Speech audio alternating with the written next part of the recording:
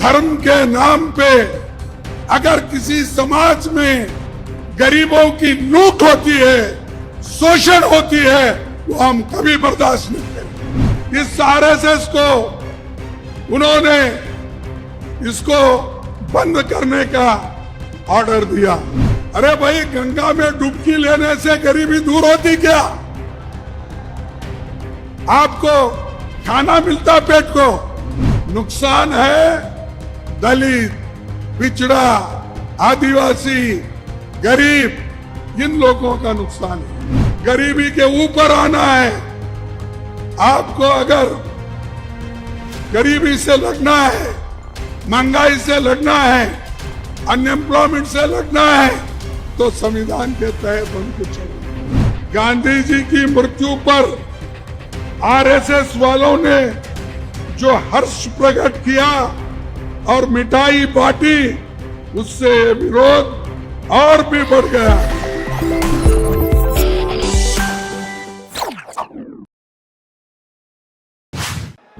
ये आज मऊ में जय बापू, जय भीम, जय संविधान, ये रैली बहुत बड़ी पैमाने पे यहाँ पर हुई है।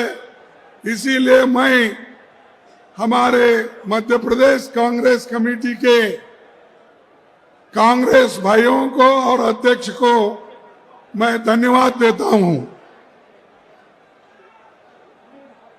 कि ये जो रैली इसलिए बनाई गई, अभी राहुल गांधी जी ने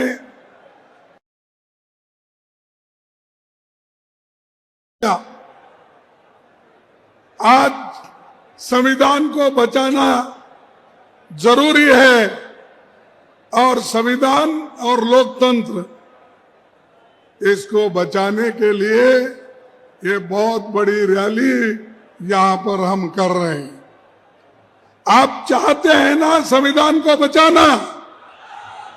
चाहते हैं? लोकतंत्र को बचाना चाहते हैं?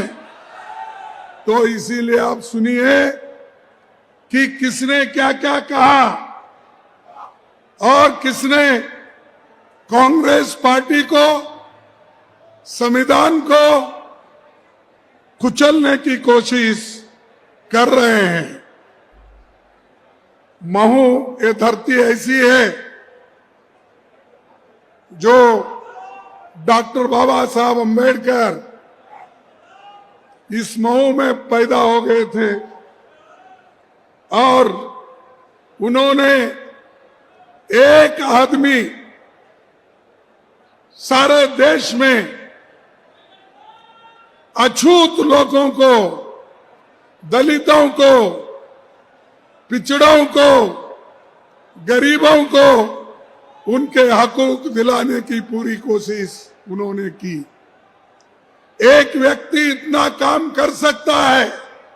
अगर आप सभी अंबेडकर बने तो ये बीजेपी की सरकार हिल जाएगी और बीजेपी का पता नहीं रहेगा। आपको बनना है अंबेडकर, आपको बनना है पंडित जवाहरलाल नेहरू, आपको बनना है महात्मा गांधी। आप ये बनकर लड़ेंगे तो आप कुछ हासिल करेंगे। आपके तरफ से राहुल गांधी जी आप लड़ रहे हैं।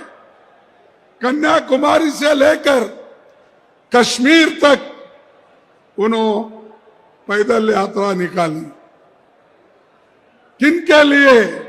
इस देश के लोगों के लिए, संविधान बचाने के लिए, सब लोगों को जोड़ने के लिए उन्होंने ये काम किया और वो काम आपको भी करना है।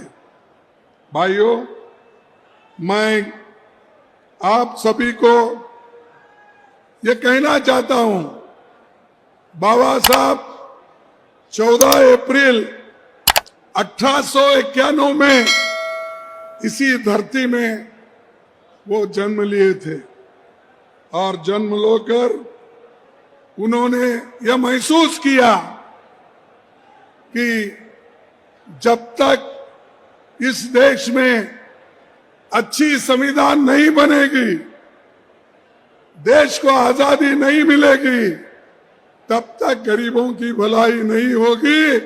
ये उन्होंने अपनी बात 1939 में बताई थी। पंडित जवाहरलाल नेहरू जी लाहौर सेशन में उन्होंने डिक्लेयर किया था कि देश को संपूर्ण आजादी मिलना चाहिए, स्वतंत्रता मिलना चाहिए। तब से लेकर लड़ते हुए महात्मा गांधी जी के नेतृत्व में हम आजादी हासिल किए। और आज जो हमको कांग्रेस को गालियां देते फिरते हैं, ये मोदी, शाह, आरएसएस के लोग, बीजेपी के कार्यकर्ता, लेकिन ये लोग देश की आजादी के लिए कुछ नहीं किए।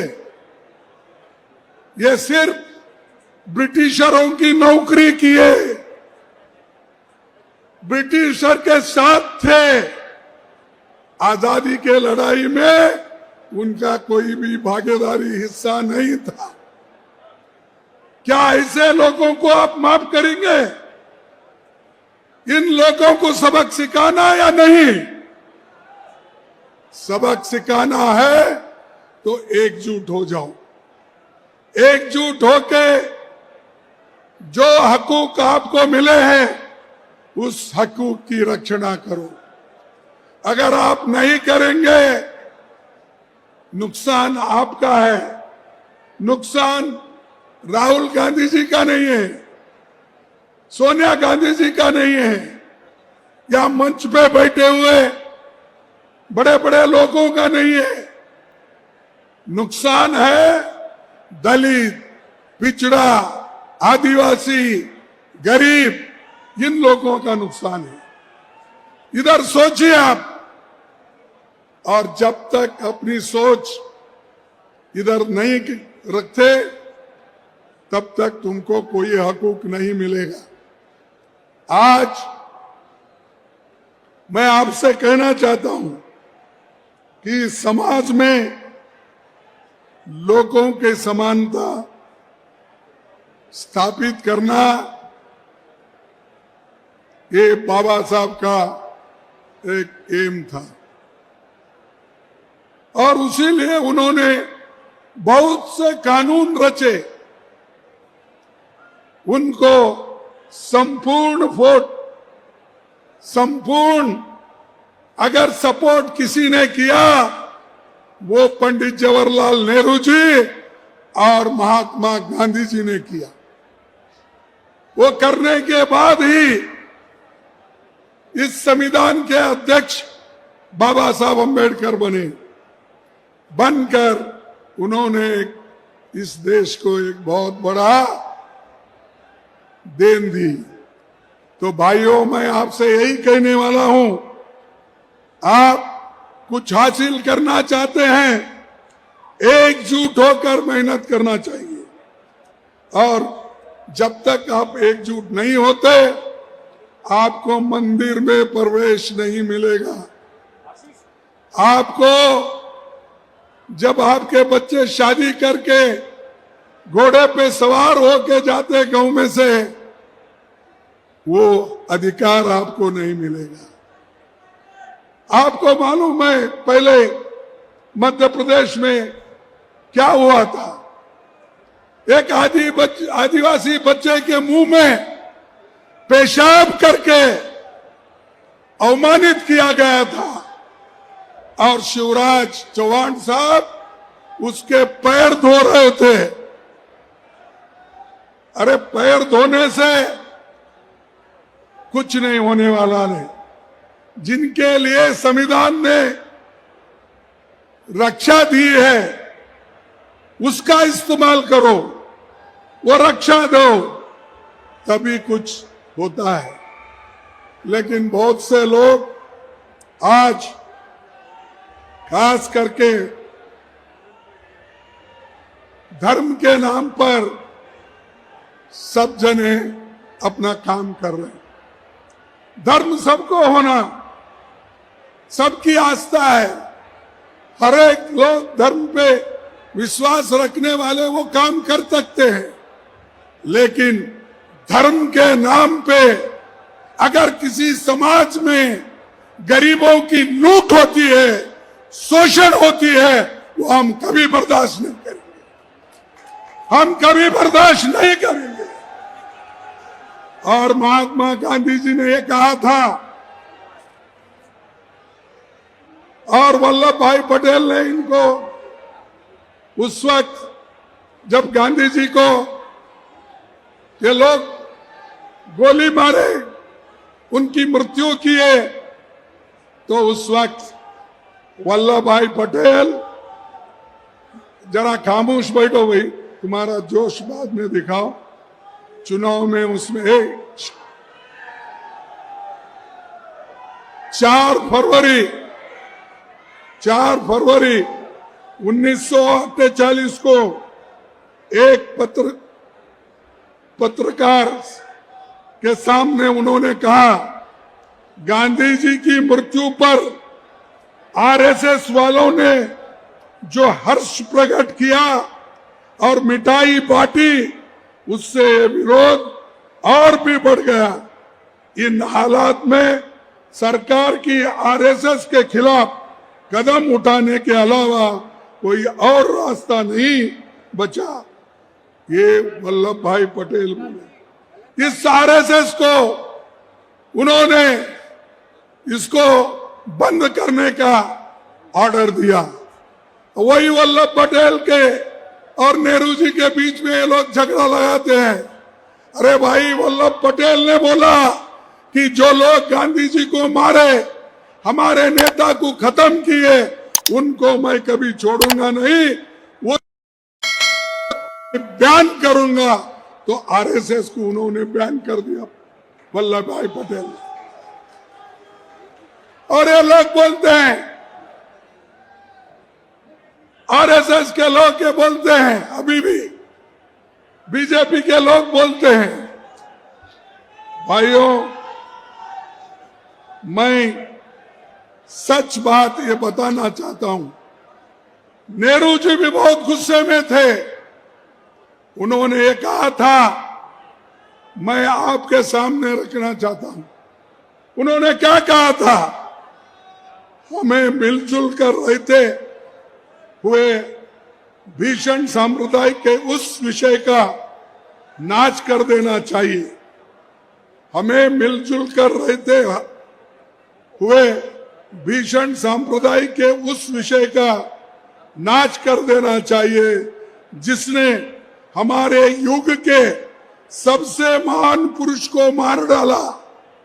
और एक बार पढ़ता हूं, सांप्रदायिकता के उस विषय का नाश कर देना चाहिए जिसने हमारे युग के सबसे महान पुरुष को मार डाला। उन ताकतों को जड़ से खोदकर उखाड़ फेंक देना चाहिए। ये नेहरू जी का शब्द है, मेरा नहीं। नेहरू जी ने यह कहा और आगे कहा, गांधी जी की हत्या पर समारोह करने वाले लोग, मिठाई बांटने वाले लोग, उनको भारतीय कहलाने का भी हक नहीं है। ये आरएसएस के बारे में नेहरू जी ने कहा। वल्लभ भाई पटेल ने क्या कहा वो भी मैं आपको बताया। तो ये खुद ही देशद्रोही है। आरएसएस, बीजेपी, ये खुद देशद्रोही है और दूसरों को कहते हैं कि ये लोग देशद्रोही। ये मेरे शब्द नहीं है, मैं ये तो शब्द वल्लभ भाई पटेल जी का लाया हूं, नेहरू जी का लाया हूं। और सभी ने मिलकर इस देश को जो बनाया, उन्हीं को ये लोग गालियां देते, उन्हीं को गोलियां मारे, उन्हीं को खत्म करे। तो इसीलिए आपको सोचना है, संविधान इसलिए बचाना है कि आप जो गरीबी में है गरीबी के ऊपर आना है। आपको अगर गरीबी से लड़ना है, महंगाई से लड़ना है, अनएम्प्लॉयमेंट से लड़ना है, तो संविधान के तहत हमको चलना पड़ेगा। और ये मोदी और शाह कभी हमको चलने नहीं देंगे। और एक बात मैं आपको बताना चाहता हूं, अरे शाह साहब, उन्होंने अमित शाह ने लोग राज्यसभा में एक बात बोले। क्या बात बोले? उन्होंने ये कहा,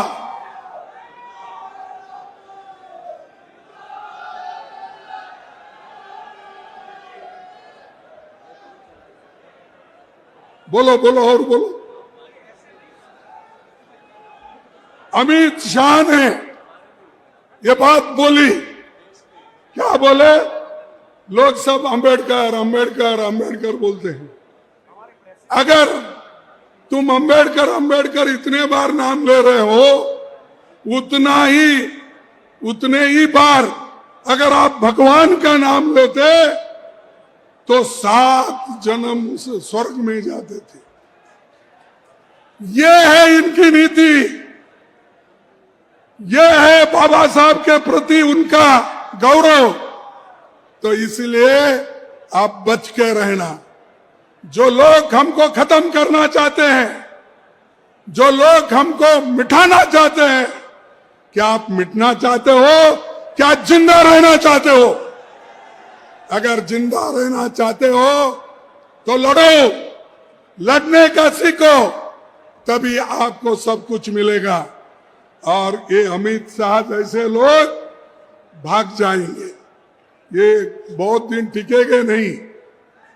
और बाबा साहब जो संविधान दिए, सब लेके चले, सबको देश के लिए लड़े और देश के लोगों को बचाए। उनको ये कहते हैं कि अंबेडकर अंबेडकर कितने बार बोलते हो? इतना नाम भगवान का लेते तो आप 7 जन्म तक स्वर्ग में जाते। अरे भाई, तुम तो इतना पाप किए हो, मोदी जी और शाह मिलके इतना पाप किए हैं, वो 7 जन्म क्या 100 जन्म में भी स्वर्ग में नहीं जा सकते।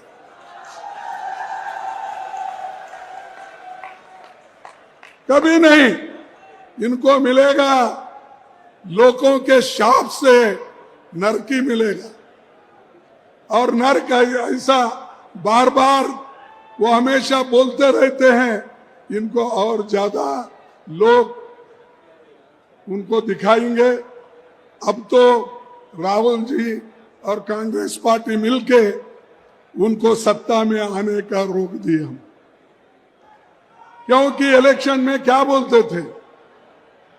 400 पार, अब के बार 400 पार।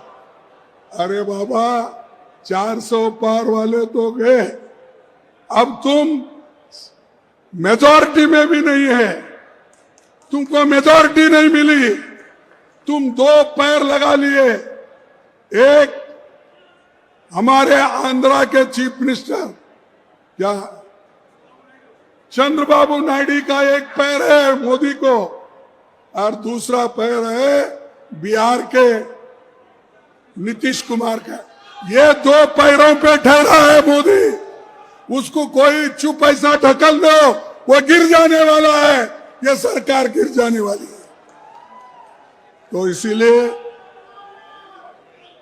मैं यही कहूंगा कि जो आजादी हमको मिली है, इसको बचा के रखना है। और बचा के रखने के लिए हिम्मत की जरूरत है, एक रहने की जरूरत है, और सभी लोग गरीबों को बचाने के लिए आज हमको काम करना। मोदी जी तो बहुत बातें करते हैं, अब तो इधर इधर तो संविधान को ऐसा लेकर बहुत नमस्कार करते हैं और काम पूरा संविधान के खिलाफ करते हैं। अरे बच्चों का स्कॉलरशिप पोस्ट ग्रेजुएट बच्चों का स्कॉलरशिप नहीं मिल रहा, एजुकेशन में घोटाला, सिलेबस चेंज, और उनको जो होना आरएसएस के वर्कर्स को आज शिक्षण संस्था में डाल रहे। जो लोग मनुवादी है, उन मनुवादी लोगों को वहां पर जगह मिल रही है, और वही लोग बोलते हैं कि हम आज मेरिट पे काम कर रहे हैं, अच्छा कर रहे हैं, लेकिन कभी मनुवाद के ऊपर अगर चलेंगे आप, ये गरीबों का सत्यानाश हो जाएगा। इस मनुवाद को खत्म करना है।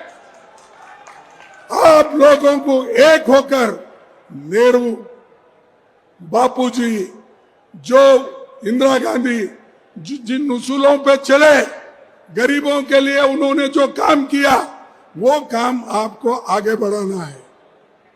ये मोदी के जो झूठे वायदे जो बोलते हैं, उसमें मत जाओ। अरे भाई, गंगा में डुबकी लेने से गरीबी दूर होती क्या? आपको खाना मिलता पेट को।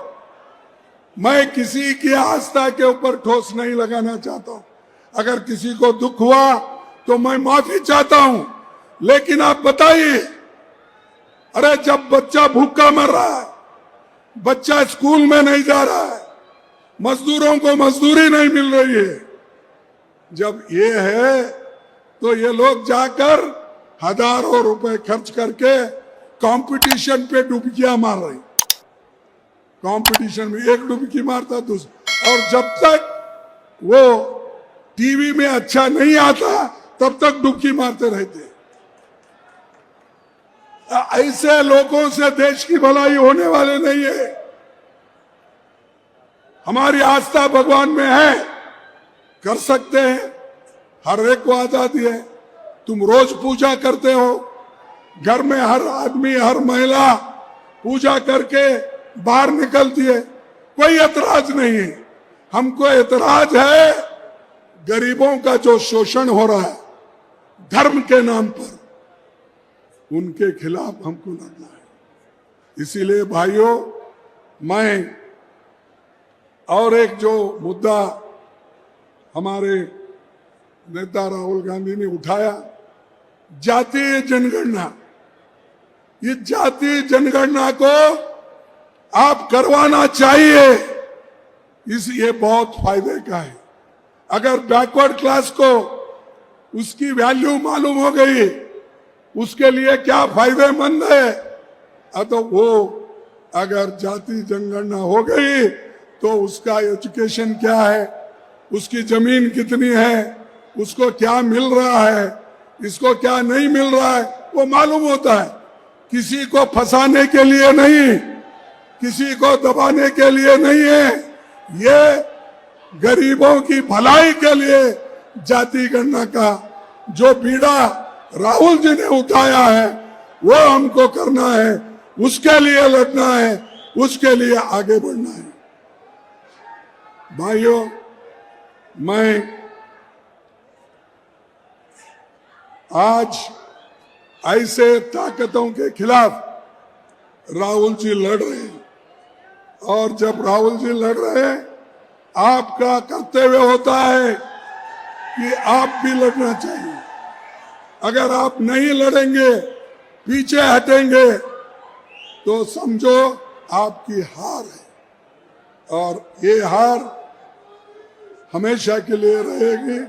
तो इसीलिए मैं आपसे विनती करूंगा कि आप सभी लोग, ये जो हमने यात्रा रैली निकाली है, वैसा ही खास करके अमित शाह जो बाबा साहब का अपमान किया है, उसके लिए हर जगह प्रोटेस्ट होना चाहिए, हर जगह लड़ना चाहिए। मैं एक बात सुना यहाँ पर कि यहाँ पर सुना, जो बाबा साहब अम्बेडकर जिस कम्युनिटी से आते हैं, वो कम्युनिटी महार है। वो महार कम्युनिटी को यहां रिजर्वेशन नहीं है। वो क्यों नहीं, क्या नहीं, मुझे मालूम है। जो अछूत लोग हैं उनको अगर रिजर्वेशन नहीं मिला तो बड़ा मुश्किल होता। आइंदा जब हमारी सरकार मध्य प्रदेश में आएगी, हम जरूर उनको शेड्यूल कास्ट का दर्जा दिला के रहेंगे। ये गरीबों के लिए, सब गरीब एक होते हैं। तो मैं आप तमाम से ये कहूंगा कि भाई ये गोलवलकर गुरुजी की थ्योरी छोड़ो, सावरकर की थ्योरी छोड़ो, हेगड़ेवार की थ्योरी छोड़ो। आप सिर्फ बाबा साहब अम्बेडकर, नेहरू और बापू की थ्योरी को लेके, आइडियोलॉजी को लेके आप आगे बढ़ो, यही मैं कहता हूं। और एक आपको मैं बात बताना चाहता हूं कि हमारे खुले तौर पर जो ये लोग बीजेपी के हर समाज का अपमान कर रहे, और हर जगह मंदिर के नीचे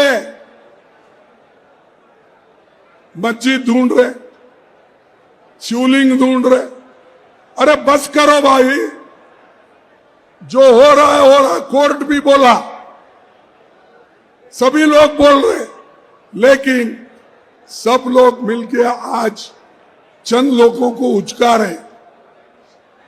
वो आरएसएस वाले भी बोले कि भाई मंदिर के नीचे, मस्जिद के नीचे शिवलिंग मत ढूंढो, ये खुद ही बोले, लेकिन खुद ही उचकाते हैं। एक तरफ बोलते हैं, दूसरे तरफ उचकाते हैं।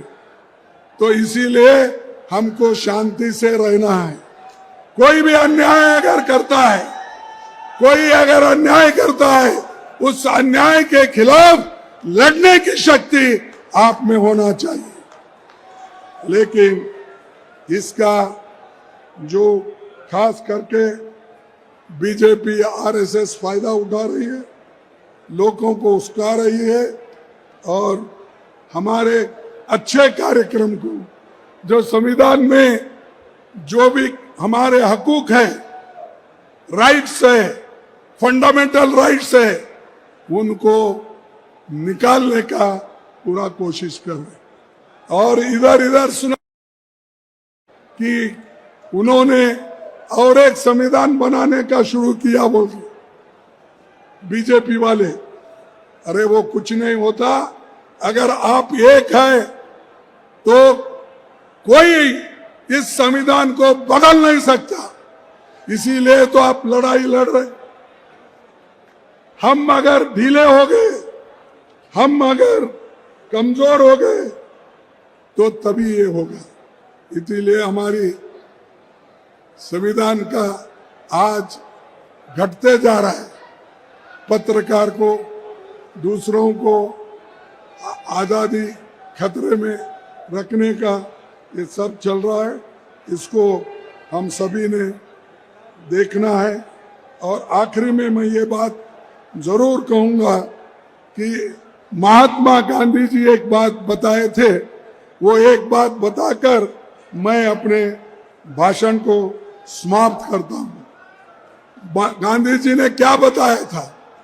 गांधी जी ने यह बताया, महात्मा गांधी जी ने कहा था, मैं एक ऐसे भारत के लिए काम करूंगा जिसमें गरीब से गरीब भी ये महसूस कर सके कि ये देश उसका है, और इसके निर्माण में उसकी जोरदार आवाज है। ऐसे भारत में जिसमें ऊंच नीच वर्ग का भेद नहीं होगा, जिसमें सभी जातियां मेल मिलाप के साए रहेगी, छुआछूत के लिए कोई स्थान नहीं होगा, स्त्री और पुरुषों के समान अधिकार होंगे, ये महात्मा गांधी जी ने कहा। इसीलिए आज महात्मा गांधी जी को हम याद करना चाहिए। उनके बोले हुए अब ये गुजरात से आते हैं नेता लोग, शाह गुजरात से है, मोदी गुजरात से, लेकिन बापू के उसूलों को बापू जी ने जो कहा है उसको वो नहीं मानते। और नहीं जब मानते हो फिर उनका नाम लेके आप क्यों हर जगह बोलते रहते हो? तो इसीलिए और एक आखिरी बात मैं बोलना चाहता हूं, बाबा साहब अम्बेडकर के बारे में एक अफवाह फैलाते हैं। मैं रोज पेपर में देखता हूं, क्या कहते हैं कि वो ये कहते हैं कि बाबा साहब अम्बेडकर को किसने हराया, किसने उनको डिफीट दिया, ये वो कहते हैं। लेकिन बाबा साहब खुद एक लेटर लिखे, मैं आपके सामने ये दिखा रहा हूं कि खुद बाबा साहब अम्बेडकर अपने दोस्त को ये लेटर लिखते हैं, माय डियर कमलाकांत, वो जो आदमी, उनको ये लिखते हैं कि मुझे हराने में और किसी का हाथ नहीं सिवाय यस्से डांगे और सावरकर, इन्होंने साजिश करके मुझे हराया। ये पढ़ो, ये ओरिजिनल लेटर है, आर्चूज में मिलता है। ये अगर आप देखेंगे, अरे कितना झूठ बोलते हो। खुद बाबा साहब अपने हैंड राइटिंग से लिखे, ये टाइप्ड नहीं है, लिख के उन्होंने कहा मैं जो हारा, मुझे जो हराने की कोशिश की, ये सावरकर और यस्से डांगे मिलकर साजिश करके मुझे हराया। इसीलिए मुझे तो दूसरे पार्टियों ने जितना साथ देना था दिए, लेकिन खास करके इन दोनों ने ही मुझे हराने के लिए पूरी कोशिश की।